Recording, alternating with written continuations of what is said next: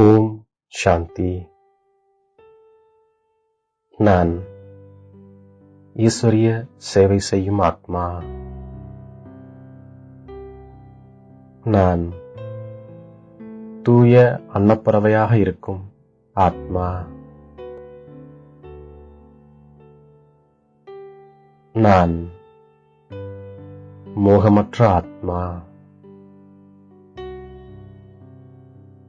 மனிதர்கள் சரீரத்தின் முன்னேற்றத்திற்காக கண்டுபிடிப்புகளை படைக்கிறார்கள். நான் ஆத்மாவின் முன்னேற்றத்திற்கான சாதனத்தை தந்தைதான் சொல்கின்றார். இது தந்தையின் பொறுப்பாகும். என்னுடைய முன்னேற்றத்திற்காக எப்போதும் நினைவு யாத்திரையில் இருப்பதற்கான முயற்சி செய்கின்றேன். நினைவின் மூலமாக ஆத்மாவின் துயரம் துரு நீங்குகின்றது. நான் ஒருபோதும் கடந்து போனவற்றை நினைவு செய்யாமலும் மற்றும் எதிர்காலத்திற்கான ஆசை எதுவும் வைக்காமலும் இருக்கின்றேன். சரீர நிர்வாகத்திற்காக நான் கர்மம் செய்கின்றேன். கிடைத்த நேரத்தை தந்தையின் நினைவில் பயனுள்ளதாக ஆக்குகின்றேன். குறைந்ததிலும் குறைந்தது 8 மணி நேரம் ஈஸ்வரிய சேவை செய்வதற்கு நான் முயற்சி செய்கின்றேன். ஆன்மீக தந்தை ஆன்மீக குழந்தைகளுக்கு புரிய வைக்கின்றார்.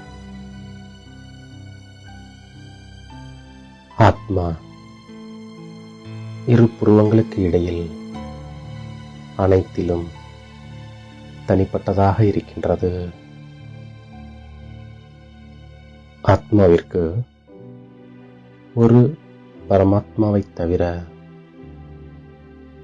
வேறு யாரும் முன்னேற்றத்தை ஏற்படுத்த முடியாது.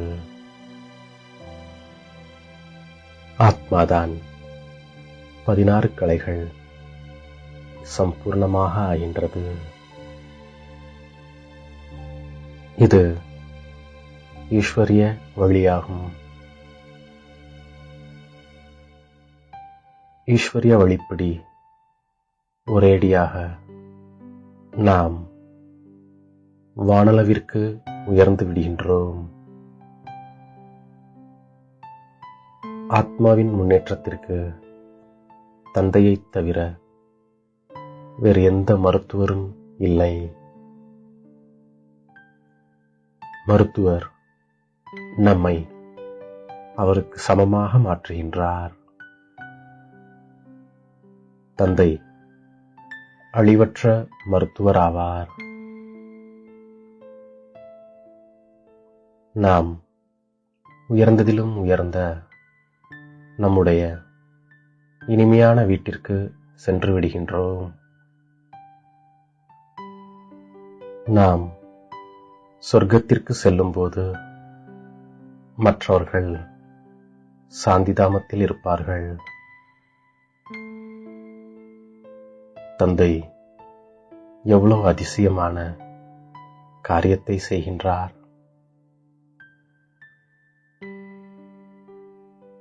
ஈஸ்வரனுடைய வழியானது ஏறும் கலையாக இருக்கின்றது. நாமும் தந்தையை போன்று குணவான்களாக ஆகிக் கொண்டிருக்கின்றோம். தந்தையினுடைய காரியமானது அதிசயமாக இருக்கின்றது.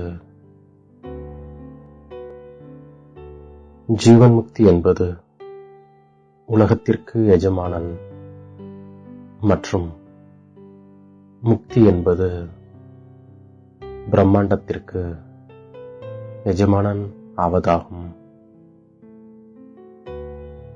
ஆத்மாவின் முன்னேற்றத்திற்கான வழி நினைவைத் தவிர வேறு எதுவும் இல்லை.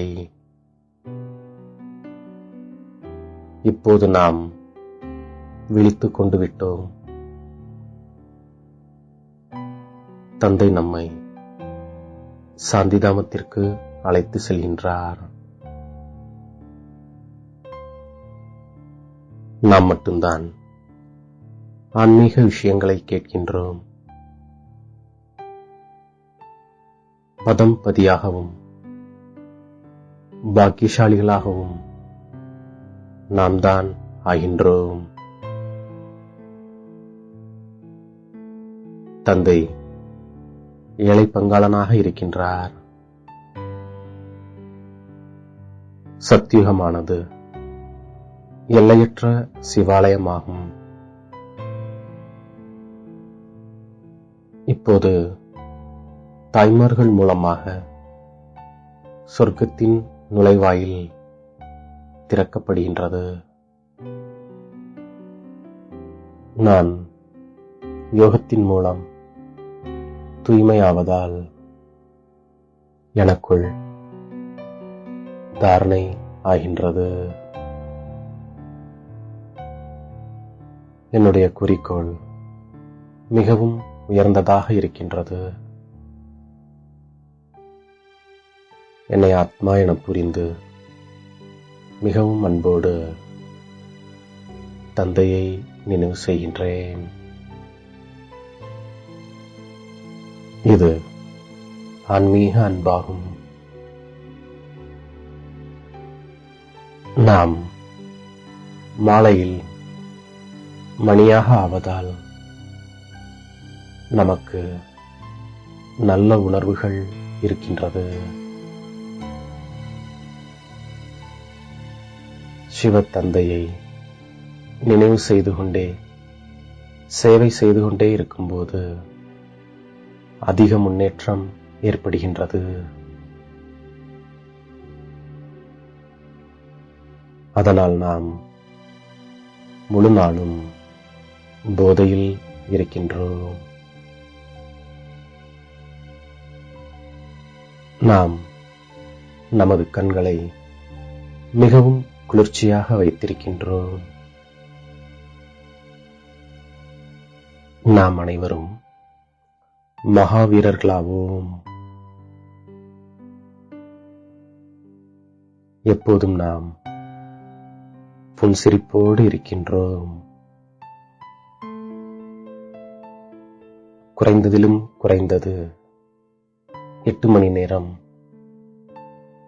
ஈஸ்வரிய அரசாங்கத்தின் சேவை செய்து எனது நேரத்தை பயனுள்ளதாக ஆக்குகின்றேன். நான் தந்தையைப் போன்று குணவானாக ஆகின்றேன். எது கடந்ததோ அதை நான் நினைவு செய்யாமல் இருக்கின்றேன். கடந்தவற்றை கடந்துவிட்டு எப்போதும் புன்முறுவலுடன் நான் இருக்கின்றேன். நாடகம் என்பதில் அசையாமல் நான் உறுதியாக இருக்கின்றேன். சங்கல்பம், பேச்சு மற்றும் செயலில் வீணாகுவதை சக்திசாலியாக மாற்றம் செய்யக்கூடிய தூய அன்னப்பறவை ஆத்மா